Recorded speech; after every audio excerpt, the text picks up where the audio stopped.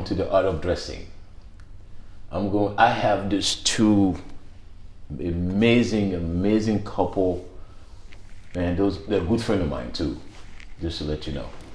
They look fantastic. I love them to death. That's Kay, and I call him Big D. Big D this guy is top of the. I mean, I can't even describe him.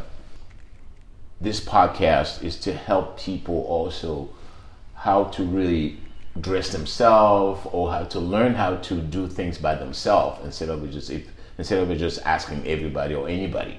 So that's the reason we're here tonight. I'm going to introduce Danielle K. So my first, because I have all my questions too on the table here, so I know exactly what to do, what question to ask, because I was trying to memorize it and it doesn't work. So I wrote it down, I put everything here, so it's right in front of me. My first question will be, what is the impact in social media influence in fashion? I think social media has had a big impact on fashion, both positive and both negative, right? I think social media, the platforms have made fashion much more accessible to more and more people. It has made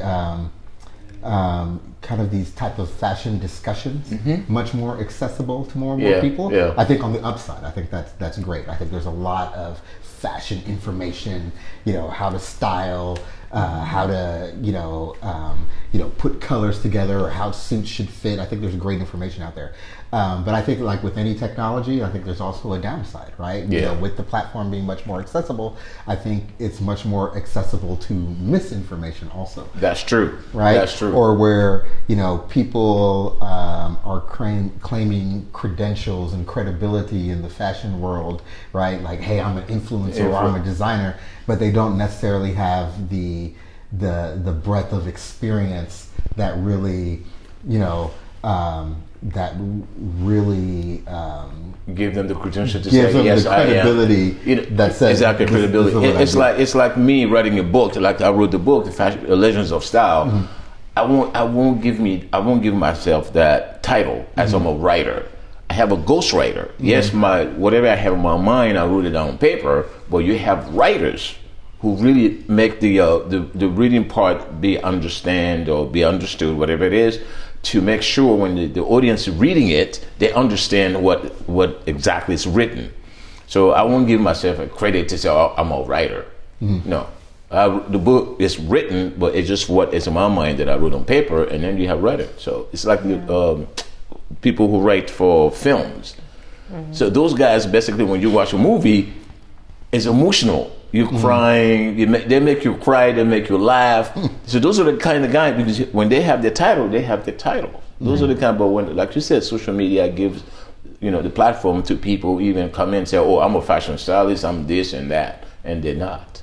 And I've seen it so many times. And I'm like, are you a fashion stylist? Sometimes I see some of them, I'm like, oh my God, this guy's a fashion stylist. Okay, let's move on. Yeah. Let's move on. So what do you think that after the pandemic, how the pandemic affect the fashion industry? That's a big one, right? Because everyone was forced inside. I think from a fashion standpoint, I think it made us all a little bit lazy. Right, and what I mean by that is lazier. Yeah. Right, and what I mean by that is, everyone spent all their time inside in their flip flops and their pajamas, right, in their casual wear, athleisure, right. I know for me, for work, right, there was, I used to wear suits every day to go to the office, right. But when I didn't have to go to the office, and my office is just the room down the hall from me, Right. Well, then I'm wearing a lot of things with elastic, right? Oh, that is so funny. And then I was actually saying, I remember it was an interview that I had with someone in Europe, and they were wearing suits. And I'm like, and I have my guy, there's two of us, the other guy was wearing a t-shirt. And I wasn't wearing, because I know how they are, so I wasn't wearing tie. He said, Remy, you wearing tie in a suit? I said, it's okay. Surprisingly, when he came into the camera, it's like, Remy, I have to change. I'm like, there you go. He said, they're dressed like this to come because it's a pandemic. Who dressed up? Well, I think what's interesting along that line, right? You know, Kay and I have been together going on 22 years now. Right? Wow. Kay is always dressed, right? Kay wakes up early, right? That. Like, it didn't matter. Pandemic, no pandemic, right? You know, Kay is going to be fabulous every single day, regardless. Always. I think for me, it changed my style, right? Whereas I used to go to the office in a suit every day in a very specific way, right? In the man's uniform, you know, the tie, the cufflinks, all those kind of things. And I really enjoy wearing suits. The pandemic changed my style where I'll still wear the suits, but I wear them a lot more casually, right? Yeah. Instead of the shirt and tie, you'll be with a nice sweater underneath. Or, you know, I'll crop the pants a little bit and put some sneakers on with them. You know, rather than, you know, the double monk strap, you know, or the wingtips, right? So, I think the pandemic definitely changed. And not only that, also people gain weight, and they have to change their wardrobe, and then they're like, you know what, I don't want to spend money. It's too much. So I'm like, okay, hey. People definitely got lazier. I mean, and that's the challenge, right, with wearing elastic clothes, right? Because, like, when you had to wear denim is the truth, right? Like, if you can't button them, you knew, right? You know, elastic, if you're wearing elastic waistband, you couldn't really tell if you were gaining weight. You know, it always fit. That is so funny.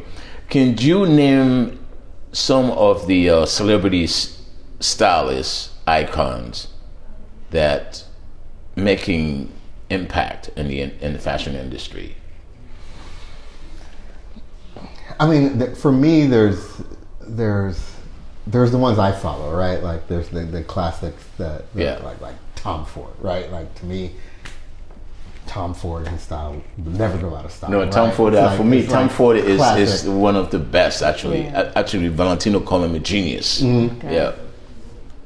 So I think what I like about Tom Ford is that he has a uniform, right? I really advocate uniforms for men, especially men when you become a man of a certain age, right? Like, you know, it should be easier for you to dress because as a man of a certain age, right? You just throw on a suit and you look great all the time and you look appropriate. Right, you know, when you have some gray hair, you know, it doesn't matter where you are. If you're in a suit, you look right. You know, and I love that about Tom Ford's style. I don't know for you. I don't know. I never really had not favorite, but designer I follow. I like Balmain. Oh, okay. A lot. Okay. I guess that's my favorite. Yeah, that's a French design. Balmain, Balmain is a very young guy. It's almost like Comme les Garçons. Very avant-garde, but sexy, bold, different. You have to have a certain personality to wear that type of clothing. That's true. Right? That's true. And but you do though. Yeah, you do. I see you every day with I'm like, damn, this girl, she can dress. Yeah, I love the design of Balmain. Wow. Who else do I like? You know, I like a lot of them. For me, actually, which I regret today, Valentino started 1990. I think it's in 91 or 92. He has a line called Oliver. That was the name of his dogs. So he created a line which is a very slim, like today, but nobody was wearing it. No one. And we were like, okay, what we're gonna do? At that time I was working with Valentino, and it was like, if nobody wears it, we got to stop it. And that's why they stop it. I mean, and now look today. Yeah, he invented it. Yeah, he brought it in.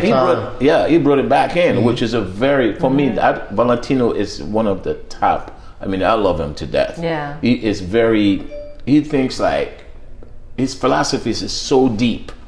That's what him, Karl Lagerfeld, Yves Saint Laurent, Jean-Paul Gaultier. I mean, all those guys are very, very avant-garde, which is I love. Yes. And for me, they're the best. They're the best in the industry. But Tom Ford, for me, he is I mean, it's the youngest actually in the industry. He's the younger designer, and we'll think about it. What really make me laugh? He's from Dallas. He's from Austin. Yeah. Austin. He's from Texas. Okay. Yeah. From Texas. Okay. Yeah. Oh man! And then the celebrities wise, you have what really gets to me is the basketball players and the football players. Those young guys today, they wear like colorful, which is I'm not trying to tell them they can't dress. They can dress, but sometimes it's too much. Because if you look at okay, let's take example, Michael on the 90s. I mean, that was the 90s. With the oversized suits, the bagginess. Yes. I mean, I have to admit, I was in that. But that period of time, it was clean. It was, that's the reason why he got so much commercial, because a big company, they don't want anybody with the tattoos and all those funny clothes on, and so then that's the reason why NBA basically changed the whole.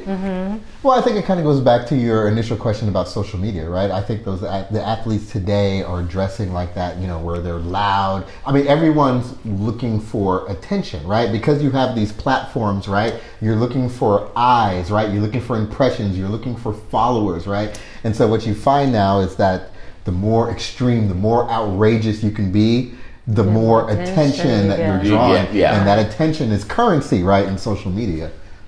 So if you look at LeBron's example, he wearing the crop pins, everybody's the next day I see people come and say, "Oh, did you see LeBron's?" I'm like, what is it? It looks good. Yeah. I'm not going to turn, I'm not going to say it's not. It dressed well. It dressed well because it's a little bit avant-garde, which is good. I'm not, trying to put him down. But I love the way he dressed sometimes, and sometimes it's a little bit too much. So it's like Newton. Was it Kent Newton?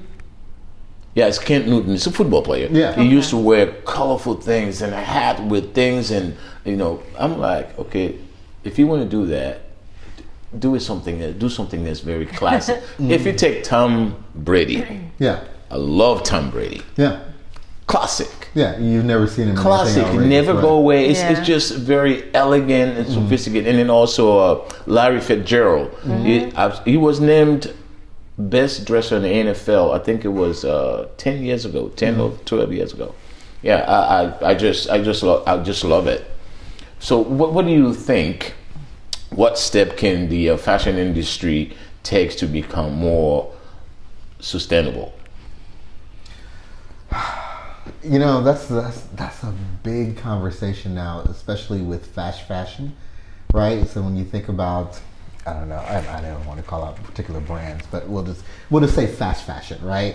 It's we are consuming a lot more, right? Like if you would go back, let's say how men, would dress, 30s, 40s, 50s, right? You were going to be in a suit. You only owned a couple suits, right? You owned a couple different ties, a couple different shirts. You mix and match those, right? That's what you had. Now, I think there's so much available to people, right? At such a low price point, right? Correct. Where it's just become a disposable commodity. Correct. Right? And I think in the long term, we're finding that it's a problem, right? I think it's bad for the planet. I think it's bad for society. I think it's bad, overall for the economy. Yep. So I do think something needs to change there in terms of sustainability. Yeah.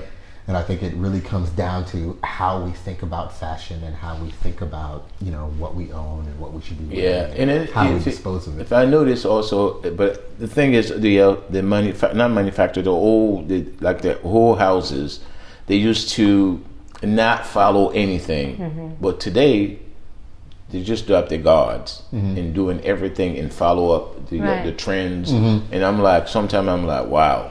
They used to dictate things. Now they can't dictate anything because everything goes. Yeah. So it's just it's for me. It's I don't know. We have to go back to the old days. I think it's maybe I'm thinking as a I'm not going to tell my age. Just don't even go there. So I'm just trying to figure out how we can make fashion accessible to young people, also the way they dress. Because what I noticed, if you see the baby boomers, they used to dress. They refused to dress like their parents because their parents were very. But their parents were killing it. Oh man, they were like spectacular. And then the baby boomers, they look at the parents and say, "Oh no, I'm not going to dress." That's the '90s. Then they begin to wear the big suits and all that relaxed clothing and all that, trying to come back, but it's not going to work. Now, if you look at the baby boomers' children, they're trying to dress like their grandparents. That's us. So, but just for me, I'm like, this is perfect. This is perfect because I go back into Valentino. So and then I'm like, wow, this is amazing. This is amazing. The way fashion is going, for me, is absolutely fantastic. I love it. So do you think fashion going forward will be something that this generation will continue, or it will fade away? No, I think it's going to continue. I think every generation is going to have its style, right? Its fashion. What you find, I think, what you see in this generation is that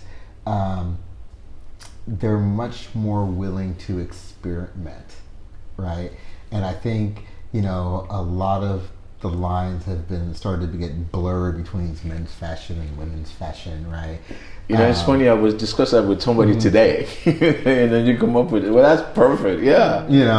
And so I do think that there's just a lot more room now for people to express themselves through fashion differently, right? I think for us, it was a little bit more rigid, right? Men do this, women do this, right? Even now, colors. Yeah, exactly.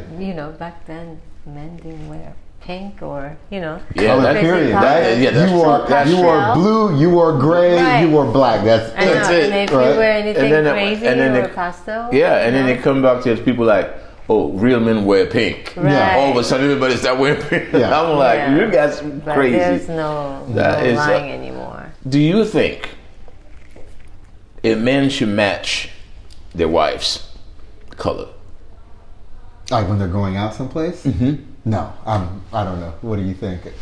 Because you're wearing white, he's wearing black. Right. There's nothing to it matching here. Well, it's elegant.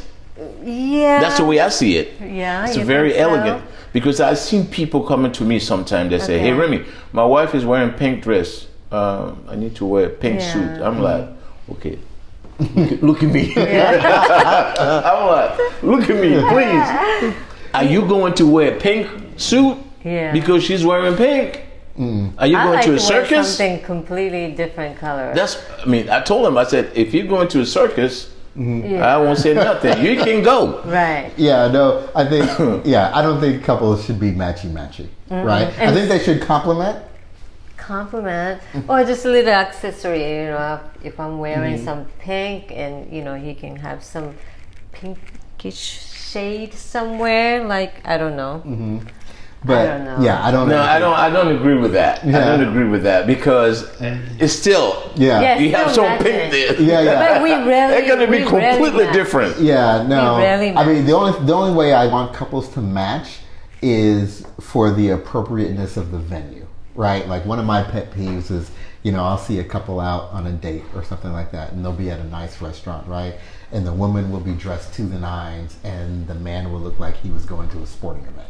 Right, like he wasn't aware that they were going to this nice dinner, right? So I like to see couples that are venue appropriate, or if they're going someplace casual, right? And the man is dressed casually and the woman is dressed to the nines, like she was going fine dining. I think that's a problem also, right? Like, hey, she should have toned it down for the casual event, right? So I want you to match the destination that you're going to. I don't necessarily want you to match your colors and your clothes. Yeah, to me, I'm like, why would you wear your husband's color or and the shoes got to match the suit? I'm like, no.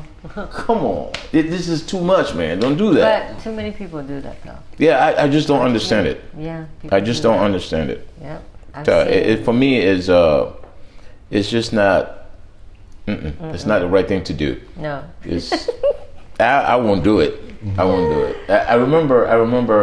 If I remember that story, I was dating this girl a long time ago, and she said, "Oh, you have to wear." I look at her. I said, "Look at me." I said, "Look at me." You think I'm gonna wear what you're wearing? Yeah. There's no way in this planet. Yeah. Unless you find. I want to know what she was He wearing. came in, he was like, "What's my name?" I'm letting toe. Oh my I'm God. not doing that. I'm not doing that. I'm not matching you. No, I'm not doing that. And she's like, "Really?" I said, "No, I'm not doing it. I'm sorry, but Yeah. that's not in my book." Right. What advice would you give to someone who wants to start their wardrobe? It depends on if it's a man or a woman. Men. Oh, for a man? For men. For a man, I say keep it simple, Yeah. right? Find a couple of looks that work for you and wear the hell out of them, right? You know, I would say if you were starting a wardrobe as a man, right? I'd make sure you have a good suit, a well-fitting suit, right? Blue, black, or gray, right? I think if you're just starting out, right, I'd probably go with a blue or a gray, right? That's probably the most versatile for you. And the fit needs to be impeccable, right? It doesn't matter the price point of the suit. As long as the fit is right, you're going to look amazing. I would make sure that you have kind of a casual uniform. You know, for me, it's usually, you know, a sweater, some dark jeans, either dark blue or a black jean, right? A good shoe, a good watch, and probably, you know, a nice light, you know, jacket, usually a bomber or some kind of denim jacket, right? And just be consistent in that. So do you think Steve Harvey was right? What did he say? What did he say? Because if you ask me today's Steve Harvey or 90s Steve Harvey, I'll tell you 90s Steve Harvey was wrong. I don't care what he said, he was wrong. But today's Steve Harvey, he has this thing going, right? Okay. Yeah. Because he said if you style your wardrobe, you got to do the blue, the black, the gray, and the beige. Yeah, I agree. I agree. He's right, and he looks good. Yeah, if you're starting, right, like, you know, once you have those basics in, then you can start to branch out. Yeah, branch out. But you need to master the basics first. Yeah. And I was laughing when he was saying that, and then everybody now, Steve Harvey said this. I'm like, come on, this is you know, it's good. He's good at what he does because a lot of people listen to him, which is good. So it gives some direction to some people who doesn't know how to start the wardrobe, which is perfect. And I see him. How old is he now? 60. He's out there. No, I think he's 65. I think he's 65. It looks good for his age. No, he's killing it. And he dressed well. He dressed very well. And now my last question will be this. What do you think? Because I've seen a lot of people, $99 suits. And we talk about, let's say, $1,000 suit. I'm not a price point guy, right? I think you can look good in a $99 suit. You can look amazing in a $1,000 suit, right? It goes back to what I was saying before. If the fit is right. Now, you get a $99 suit, you might be only wearing it once or twice, right? You know, it just may not last you, right? So I would probably raise that price point, you know, make it a couple $100, you know, if you want it to last for a while. But to me, price point doesn't matter. Fit is what matters, right? If you got a $1,000 suit, but it doesn't fit you well, that is cheap. It's a manufacturer. It's a manufacturer of I would say defect. But I don't agree because one thing is a $99 suit. Really, the silhouette is already wrong, no matter what it is. Because I've seen it. I've seen people say, "Oh no, I'm going to wear this because it's temporary." I say, "You wear already." It's washable. You can't have a washable suit. No, you can't. You can't have washable suit. My goodness, that is funny. No. I mean, I understand what you're saying about I understand what you're saying about silhouette, right? And that's what I mean about fit, right? Yeah. Like, hey, you can get a lower price point suit, but you just want to make sure that you have the right fit. You take it to the tailor, you get it trimmed right. you'll be good for a little while, right? Now, if you're just buying a $99 suit off the rack and you're just throwing it on and you're going to wear it out that way, hey, no, you're going to look wrong. But that's the same thing with a $1,000 suit, right? Yeah. If you're buying a $1,000 suit off the rack and you just throw it on, and you're not going to get it tailored and fitted. I mean, that's I think where people mess up is when you're buying suits off the rack. You have to remember that those suits need to be tailored, right? They're mass produced for the average person, and you're not an average. I don't care who you are. You're not an average person, right? There is going to be something about that your body type that it has to go get tailored. So you have to remember, hey, my suit, just because I bought it off the rack and it's expensive or it's cheap, it's not necessarily ready to wear yet. You have to find the right stylist to do that. Yes, so get somebody who understands your body types, and then your way you move and all that for the stylist to see, okay, it's a certain things needs to be fixed, and how to fix it. Because tailors, 99.9 tailors don't understand what style is. Right. Because if you're just going to drop it off to tailor and say, oh, I want this, forget it. Okay. You need a fashion stylist, somebody who understands the true essence of it. Otherwise, you ruin your suit. Yeah. Period. Yeah, I don't disagree with that. Ladies and gentlemen, thank you so much. Tonight, I have the two best people on the planet. Kay and Daniel. I call him a Big D.